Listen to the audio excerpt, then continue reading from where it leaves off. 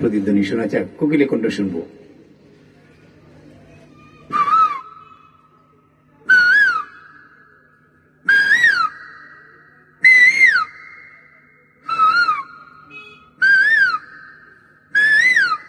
বসন্তকাল চলে যাওয়ার পরেও কোকিলের কণ্ঠস্বরটা শোনা যায়। তখন কোকিল ডাকে এইভাবে, তার কণ্ঠস্বর হয় এরকম।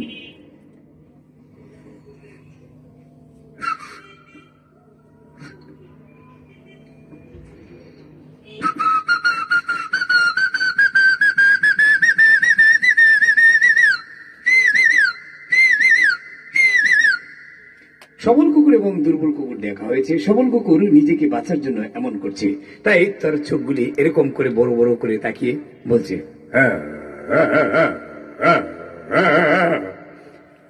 দুর্বল কুকুর নিজেকে বাঁচার জন্য এমন করছে।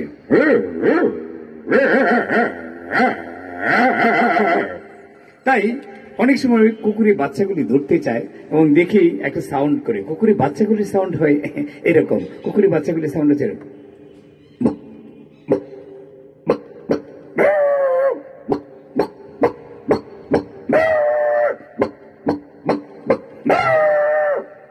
কুকুর অনেক সময় দাঁড়িয়ে বা শুয়ে হাসে বা কাঁদে, সেটা বোঝা যায় না। কুকুর যদি এইভাবে কাঁদে তখন মনে হয় এই বাড়িতে হয়তো কেউ মারা যেতে পারে, কিংবা দুর্ভিক্ষের কুকুর হলে সেটা এরকম ভাবে কাঁদে। কান্নার ধ্বনি হচ্ছে এরকম।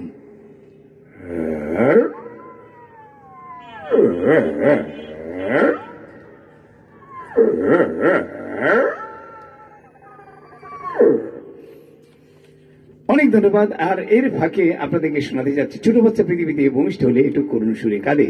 আমিও কেঁদেছিলাম, আপনিও কেঁদেছিলেন, কিন্তু মনে নেই কিভাবে কেঁদেছিলাম। তাই কান্নার সুর যদি এর হলে ছোট বাচ্চা কিভাবে কাঁদে তার একটু প্রতিধ্বনি শোনা যাক।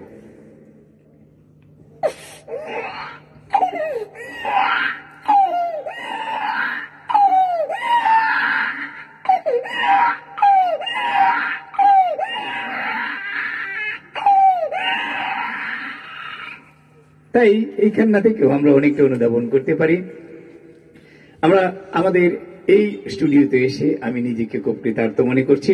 অনেক ধন্যবাদ শিলামণিকে আজকে আমাদের এই স্টুডিওতে এনে আমার এই গান, এই কণ্ঠ রেকর্ড করছেন। তার মধ্য থেকে আমি আপনাদেরকে শোনাচ্ছি আরেকটি কৌতুক। সেটি হচ্ছে যে আমরা বেদের মেয়ে জোস্তা আমায় কথা দিয়েছে, সেই গানটি সুর করার জন্য বিভিন্ন শিল্পীর কাছে গিয়েছিলাম। সে কে কিভাবে সুর করেছে তা আপনাদেরকে শোনাচ্ছি। প্রথমে জেমসের কাছে গিয়েছিলাম। জেমস সেটাকে সুর করেছিলেন এভাবে। বেদের মেয়ে জোস্তা আমায় কথা দিয়েছে, আসি আসি বলে জোস্তা ফাঁকি দিয়েছে। ওনার এই মোটা মোটা কণ্ঠ শুনে ভাবলাম এই গান চলচ্চিত্রে চলবে না, তাই এই চিকন কণ্ঠ খুঁজতে লাগলাম। চিকন কণ্ঠ হাসানকে পেলাম, হাসান গাইতে লাগলেন, বেদের মেয়ে জোস্না আমায় কথা দিয়েছে। ওনার এই চিকন চিকন কণ্ঠ শুনে ভাবলাম এই গান চলচ্চিত্রে চলবে না। চলে গেলাম ভারতে কুমার শানু কাছে। কুমার শানু কাছে যাওয়ার পর কুমার শানু নাকে নাকে গাইতে লাগলেন এইভাবে। কুমার শানু নাকে নাকে গাইতে লাগলেন এইভাবে, বেদের মেয়ে জোছনা আমায় কথা দিয়েছে। আপনার এই নাকে নাকে কণ্ঠ শুনে ভাবলাম এই গান চলচ্চিত্রে চলবে না, তাই বাংলাদেশে চলে আসলাম।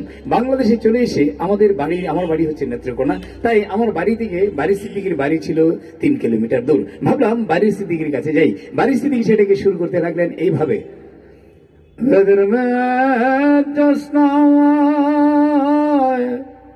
কথা দিয়েছে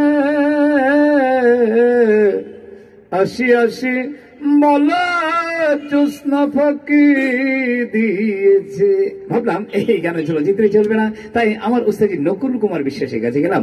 নকুল কুমার বিশ্বাস গাইতে লাগলেন এইভাবে। তার কণ্ঠ ছিল এরকম, ও বেদের মেয়ে জোস্না আমায় কথা দিয়েছে, আসি আসি বলে জোস্না ফাঁকি দিয়েছে।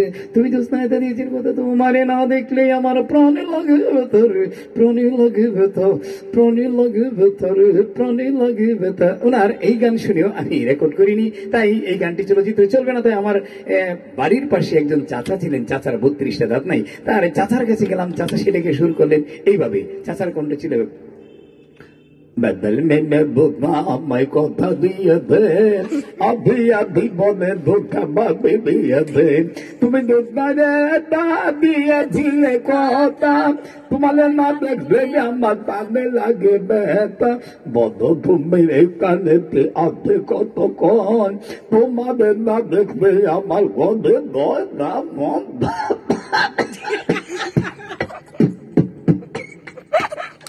অনেক ধন্যবাদ আপনাদের সবাইকে অভিনন্দন জানাচ্ছি।